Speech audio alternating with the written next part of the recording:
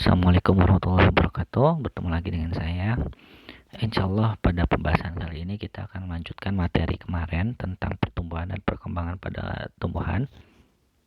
Sebelumnya kita telah belajar apa itu perkembangan dan apa itu pertumbuhan. Nah, juga di minggu yang lalu kita belajar bagaimana zigot dari tumbuhan itu berubah menjadi embrio dan juga masalah perkecambahan. Nah, sekarang kita masuk ke fase setelah itu, yaitu pertumbuhan ya. Pertumbuhannya itu dibagi menjadi dua. Ada yang disebut pertumbuhan primer dan juga ada yang disebut pertumbuhan sekunder. Nah, di sini pertumbuhan primer itu artinya itu pertumbuhan yang menyebabkan tumbuhan bertambah tinggi, jadi lebih panjang, terjadi pada batang dan akar. Kenapa terjadi? Karena disebabkan oleh salah satu jaringan meristem, itu namanya meristem apikal ya, atau biasa disebut meristem ujung.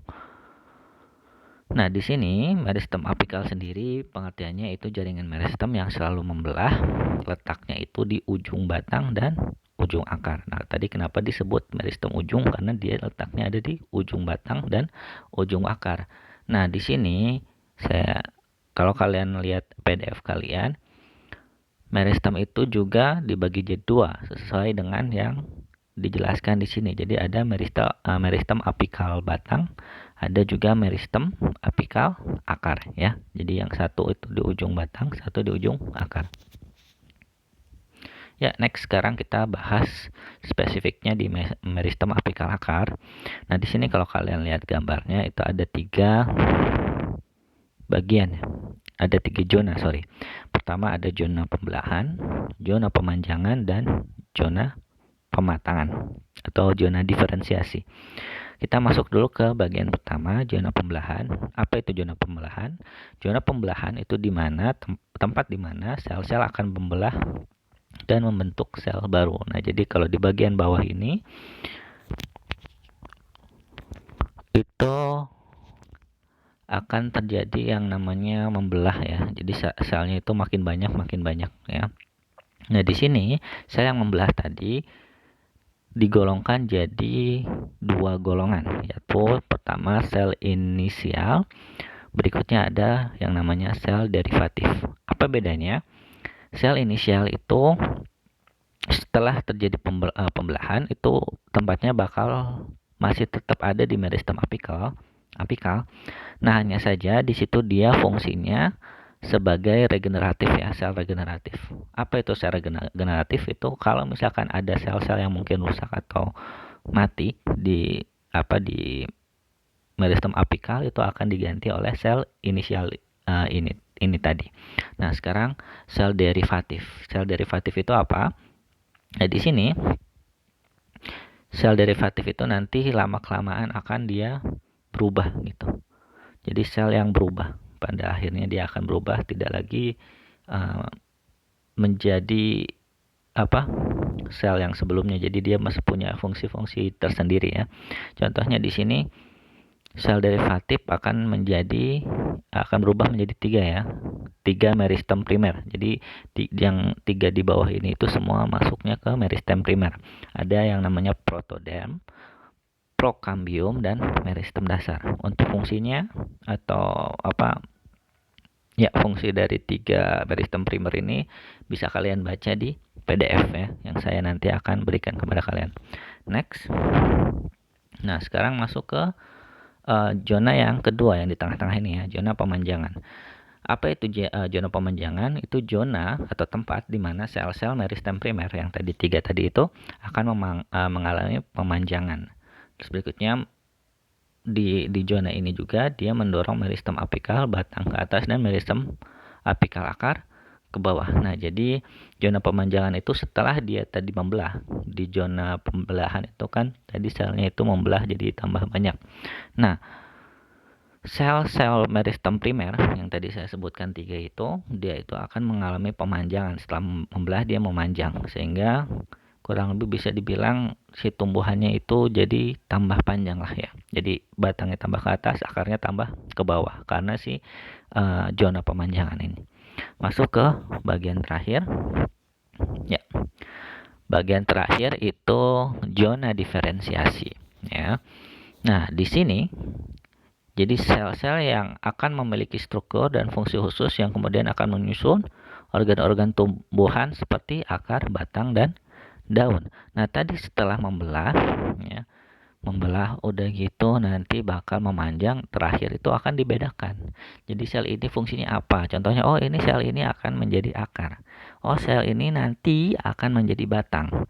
Berikutnya, oh sel ini nanti akan jadi daunnya. Jadi gitu ya. Jadi pertama sel itu membelah dulu. Oh membelah memanjang. Setelah memanjang baru dia dibedakan fungsinya untuk apa. Gitu ya.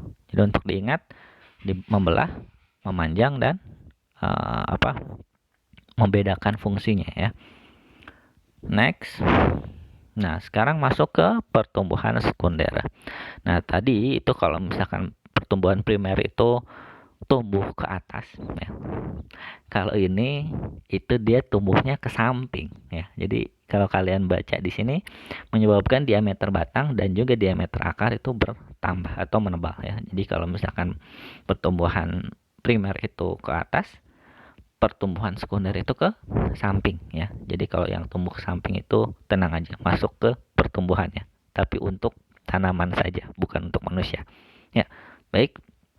Di sini juga disebabkan oleh salah satu meristem ya. Yang kalau tadi namanya meristem apikal, yang ini namanya meristem lateral.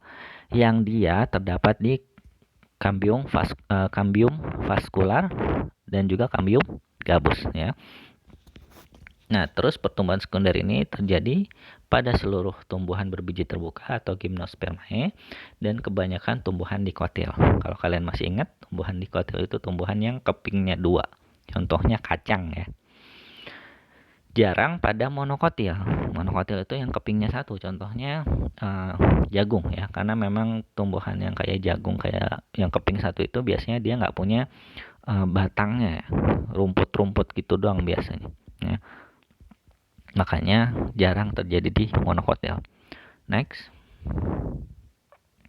Nah, di sini salah satu pertumbuhan sekunder ya. Di sini kalau kalian lihat ada gambar cambium vascular. Jadi ada gambar grafik itu ya, ada grafik, ada bar gitu, ada C, X sama P ya.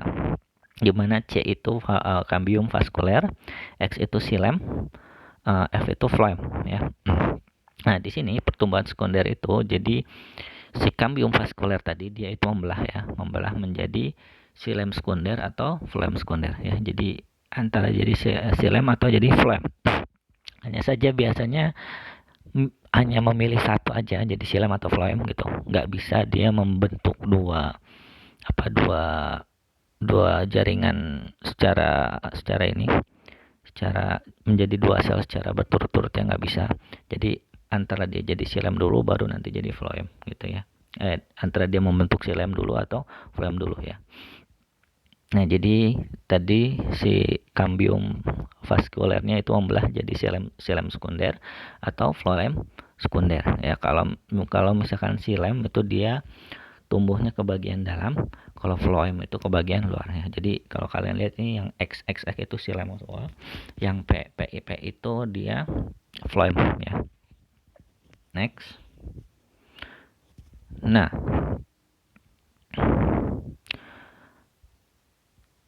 masih di pertumbuhan sekunder. Nah, kalau tadi kalian lihat hanya di bagian bagian cambium vascular. Sekarang kita masuk ke berikutnya yaitu pembahasan di cambium gabus. Nah, di salah satu pertumbuhan sekunder juga ada yang namanya periderm ya. Jadi periderm itu jaringan pelindung tumbuhan dari patogen dan kerusakan fisik pengganti epidermis. Jadi kurang lebih pelindung lah, jaringan pelindung. Kalau di manusia kan ada yang namanya kulit. Nah, kalau ini ada yang namanya periderm ya kalau buat ini tumbuhan. Nah, berikutnya si jaringan ini, ya, jaringan peridem tadi, kalau kalian lihat gambarnya itu gabus sama kambium gabus ya. Gitu yang namanya peridem. Dihasilkan oleh kambium gabus ya. Nah, ini juga sama prinsipnya kayak yang sebelumnya ya, kayak kambium vaskuler, di mana kambium gabus ini nanti akan akan membelah ya, akan terjadi pembelahan sel. Nah, nanti yang ke dalam itu jadi velodem. Nah, yang bagian luarnya itu nanti akan menghasilkan jaringan gabus. Jadi sama-sama dua-duanya membelah ya, mau kambium vaskuler mau yang kambium gabus. Jadi dua-duanya juga sama, ada yang membelah ke dalam dan ada juga yang membelah ke luar. Yang ke dalam itu kalau yang kambium gabus itu velodem, dan bagian luarnya itu jaringan gabus ya. Kalau yang tadi yang ke dalamnya itu xilem sekunder, yang keluarnya itu floem sekunder ya. Nah, terus berikutnya itu semua jaringan di luar kambium vaskular itu disebut pepagan ya, atau kulit kayu. Nah, jadi bagian atas dari kambium vaskular termasuk ke dalamnya juga floem sekunder ya. Itu kalau kalian lihat itu tuh iya, di situ ada bagian yang disebut pepagan ya. Nah, bagian yang pepagan itu yang sering kita disebut kulit kayu. Jadi bagian keluar kayu itu namanya pepagan. Nah, ternyata itu dihasilkan dari jaringan-jaringan atau sel-sel yang ada di bagian luar dari kambium vaskular ya. Next, nah sekarang kita masuk ke faktor yang mempengaruhi pertumbuhan dan perkembangan tumbuhan. Jadi ada dua faktor, yaitu faktor internal dan faktor eksternal.